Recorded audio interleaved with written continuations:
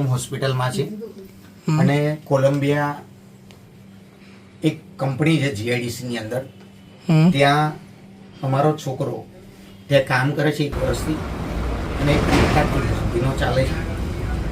અને કોઈ પણ કંપનીનો રૂલ્સ છે કે જ્યારે પણ કોઈ પણ કંપનીની અંદર કંઈ પણ કામ કરે, મશીનમાં કામ કરે, લેથ મશીન ઉપર કામ કરે કે શિપિંગ મશીન ઉપર કામ કરે કાં તો વાયરિંગનું કામ કરે, ત્યારે કંપનીનો ઔદ્યોગિક 1958 રૂલ્સ અને રેગ્યુલેશન પ્રમાણે અને અત્યારે નવા નિયમ પ્રમાણે એમને સેફ્ટી બેલ્ટ, હેલ્મેટ, એના શૂઝ, બધી જ વસ્તુ, ગ્લોવ્સ, બધી વસ્તુ આપવું જોઈએ.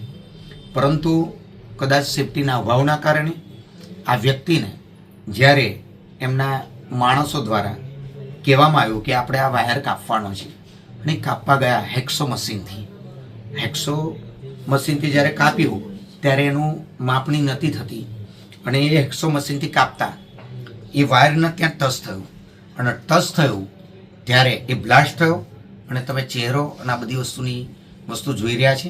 અને મધુરમ હોસ્પિટલમાં અમને એડમિટ કર્યા છે.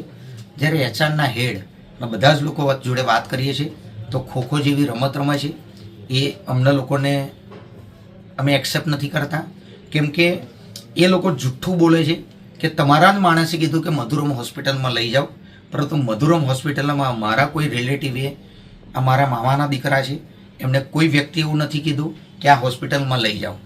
હોસ્પિટલ સારી અને વ્યવસ્થિત, કંપની જ્યારે કોન્ટ્રાક્ટરને કોન્ટ્રાક્ટ આપે છે ત્યારે એનો એમઓયુ બનાવવામાં આવે છે અને એના રૂલ્સ એન્ડ રેગ્યુલેશન પ્રમાણે કંપનીના કોન્ટ્રાક્ટરને કંપનીના એચઆરવાળા હોય કે કંપનીના એમડી હોય એને સમજાવે છે કે ભાઈ આ અમારા કંપનીનો રૂલ્સ છે, એ રૂલ્સ એન્ડ રેગ્યુલેશન પર કામ કરવાનું હોય છે. કોન્ટ્રાક્ટર જ્યારે કોઈ પણ વ્યક્તિ સબકોન્ટ્રાક્ટ આપે કે કોન્ટ્રાક્ટ આપે તો ઘણા બધા લોકોને એ કોન્ટ્રાક્ટ તરીકે કામ કરી શકે છે.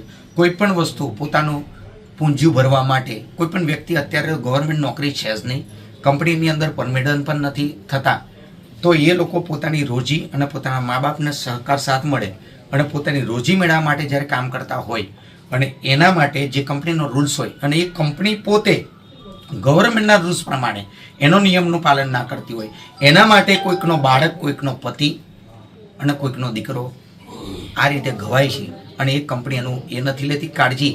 એટલા માટે તમારા મીડિયાના માધ્યમથી અમે એવું કહેવા માગીએ છીએ કે આ પહેલો બનાવ નથી, હજારો બનાવ બન્યા છે.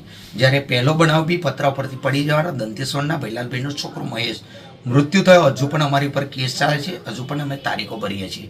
એને સેફ્ટીના અભાવના કરીને દીકરો મરી ગયો છે.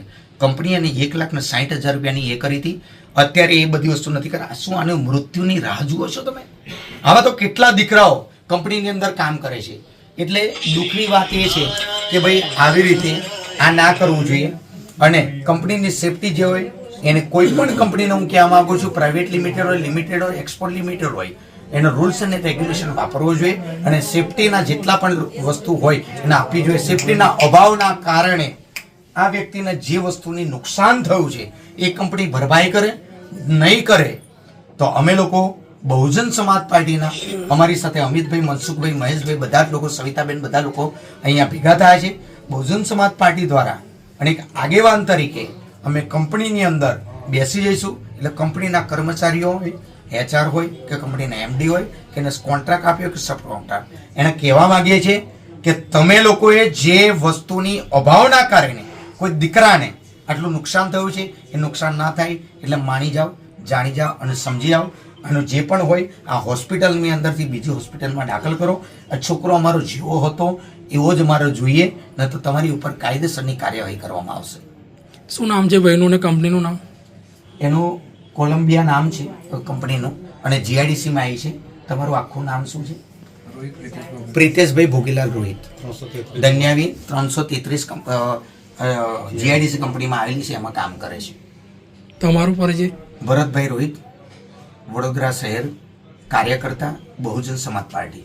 Thank you.